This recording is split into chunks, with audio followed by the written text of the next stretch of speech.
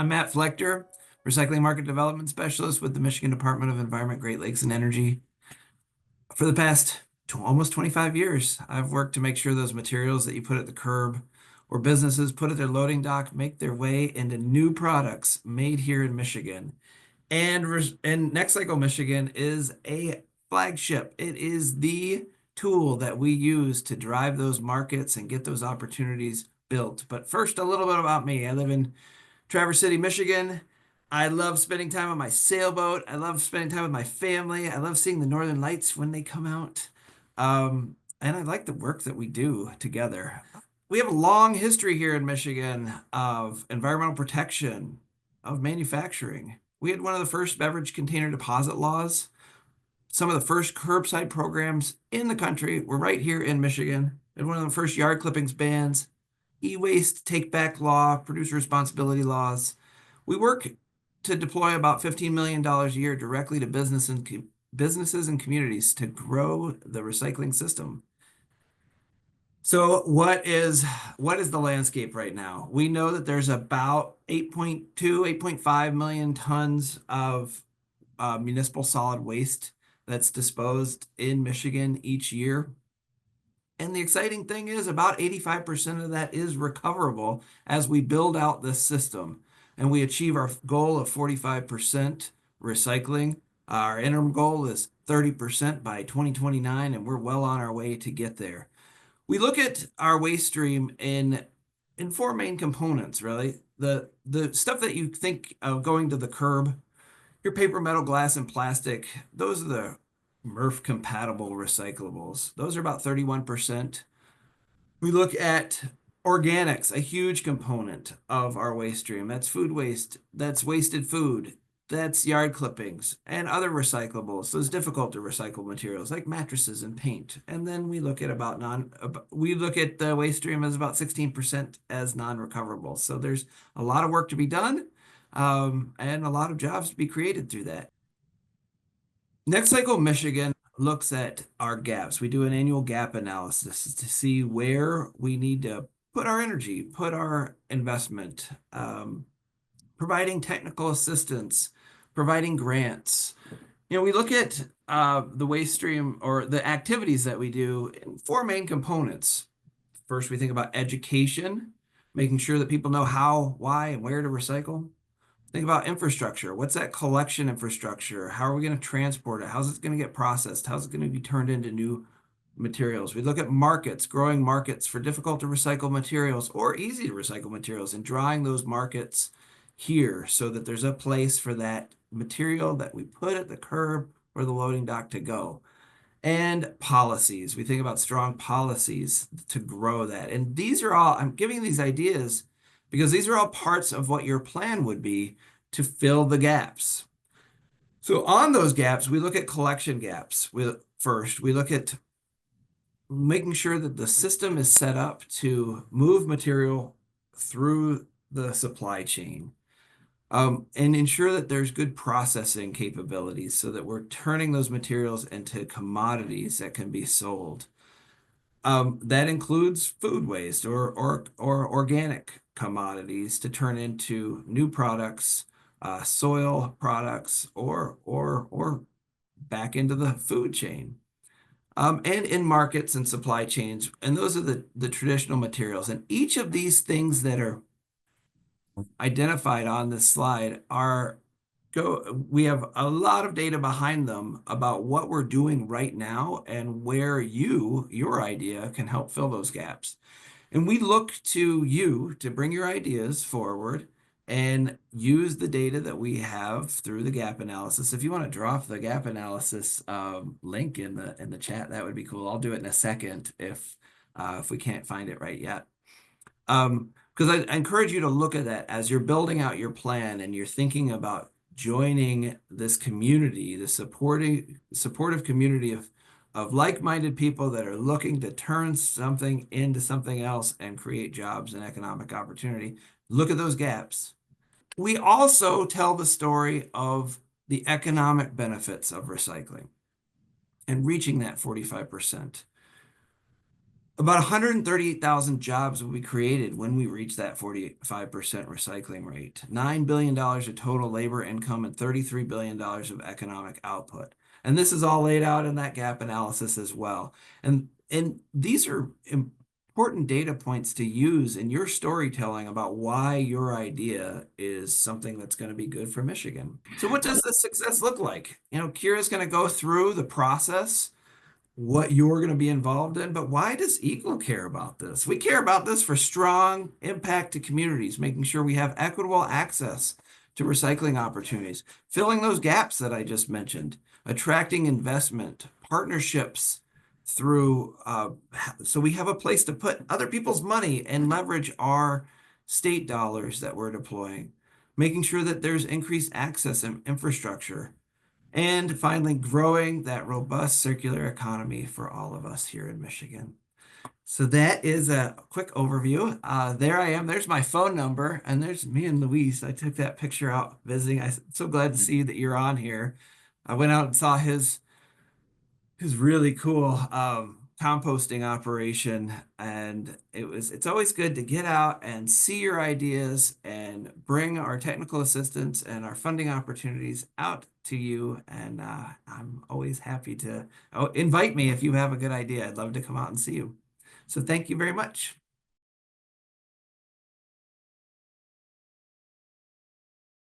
Kira Higgins. I work with RS and help facilitate NextCycle Michigan. We've been going strong the last 5 years, which is an amazing milestone. And that really set the stage perfectly because that really is what's driving NextCycle, addressing some of those gaps, making sure we can implement solutions in different communities. And NextCycle is set up in a pretty unique way. It's really centered around building excuse me, really centered around building a circular economy and those robust supply chains. And we do that through our core accelerator program, which has adapted over the years and taken a few different forms. But at its core, it's around providing technical support and resources. And our partnership platform, we really see partners as an important part of driving the circular economy, and we really need everyone at the table too. So when we're talking about our accelerator track teams, we have some of our own lingo. We really encourage different organizations to collaborate so that we can bring the most holistic solutions to the table. And NextCycle itself is collaborative. But yeah, Eagle funds NextCycle Michigan, and they have been since it first launched in 2020. And we brought in MRC, Centropolis Accelerator, and RS as the core collaborators that work together to facilitate this program. And why these folks are important is because they're bringing that industry expertise, they know the state, and we're really able to provide the technical support and resources to the participants and networks that we're bringing together. And I already mentioned the accelerator program briefly, but just to give a bit more detail here, what this looks like is we have a 2-day event where we bring all of the accepted teams together. We typically have cohorts between 8 to 16 teams that are able to come in person, and this academy is a 2-day deep dive. It's pretty intense, honestly, full of workshops, presentations, really great networking. And this is where we have the baseline for every team to understand where they're at, dive into their business canvas, and really identify what are the key ways that we can support them the most. So that Accelerator Academy is one of the primary in-person events, and this kicks teams off into going to individualized coaching. So we match every team with an expert based on your specific needs. So if Luis is launching composting or scaling programs, we're going to connect him with our composting expert to get that support. If we have someone working on e-waste, we're going to connect them with the right person to work on e-waste, whether that support ranges from business planning, market planning. MRAD's one of our go-tos for some of our communications and marketing support, as well as developing the message and the pitch. So we complete our program with a pitch showcase, and this is where our teams are invited to get on stage and tell investors and potential partners what you're doing, why it matters, and what you need to be successful in your next steps. So we really try to help you bring that message down to a core impactful message and need and ask so that people know how they can help you too, because while NextCycle wants to see you be successful, other people do too. So we really want to make sure you get that visibility. So in terms of the types of projects that we're supporting in this current cohort, one focus is on programs and infrastructure. This is really geared towards our public sector teams. So some of you who've been hearing about NextCycle for a while may have also heard intergovernmental initiatives and public-private partnerships, I2P3. We really love our acronyms, but we are trying to be a bit more direct in what we're looking for. So this public focus track is really focused on development and scale of recycling systems, organizing different mechanisms, solutions for multifamily, commercial solutions. If you're in a rural area, how can you implement recycling or composting in your region? And these could be collaborative. So whether you're working with a regional chamber of commerce, if you're working with a nonprofit, even university collaboration. So every project can include partners, but with our public sector folks, it's definitely encouraged to bring partners to the table. And then the flip side are our recycling supply chain solutions, or as you'll probably hear our team refer to it as RSC. So this is a bit more broad, and we've had some really impressive alumni in the past, whether that's addressing the cannabis vape pens and that waste stream, whether that's electric vehicle batteries and recovering those, different textile solutions, to even reusable container type models in various forms. So this grouping is much more broad, which I think gives a lot of possibilities for folks that may not know where you fit. So recycling supply chain is a really good way to get you support.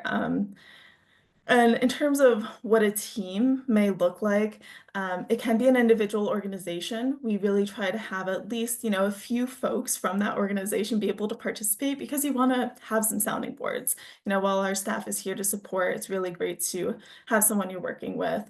And then really bringing some unique collaborations to the table. I've mentioned partnerships, but you never know where there may be some opportunities. So we always try to encourage partnerships, whether you come in as a team with those, or by the time you're finishing the program, being connected with some partners that we build relationships with.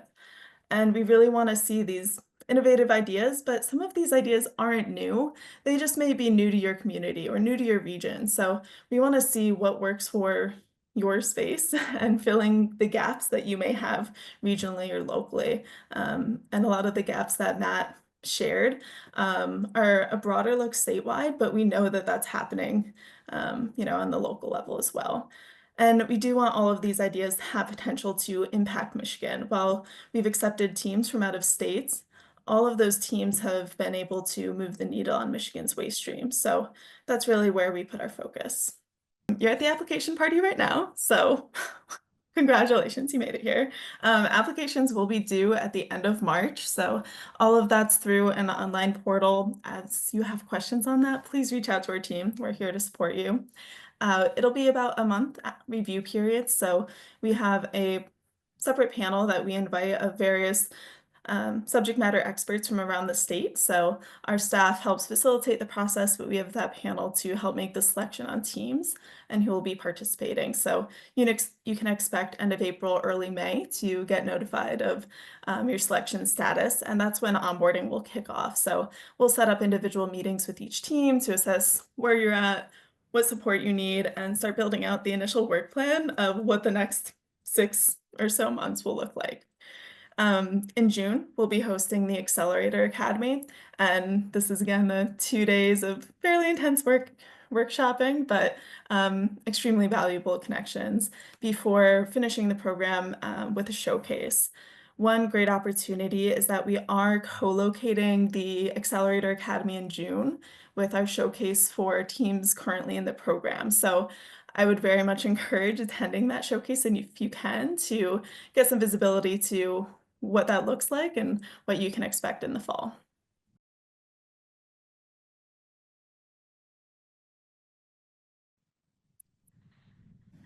So there's a lot of resources on the website. So if you haven't already gone to explore the webpage that has links for office hours. So Karen O'Brien is on over here somewhere. I actually don't know which side you're on, but she's helping host some office hours. So she'll be a great resource to talk through what your project may be, questions you have. Is NextCycle a fit? You know, what are things that are valuable to include in your application? So she'll be a great resource for that. And there's a variety of other things on our website that you can reference. I will emphasize the application packet. That's a PDF document that details out and a bit more specification, some of the types of projects and eligibility that we want to see. I went through pretty high level, and we can, of course, talk through during the breakout sessions, but that application packet's going to be valuable. And in the online portal, you don't have to like start and finish all in one go. So you can check out the online portal and get started and save and go back to it as you need. So we're here to support you. And definitely check out some of the other resources. Matt already mentioned the gap analysis, which is in the chat right now too. That's going to be invaluable to use, and I encourage you to reference it as you're kind of making the case for why your project's important.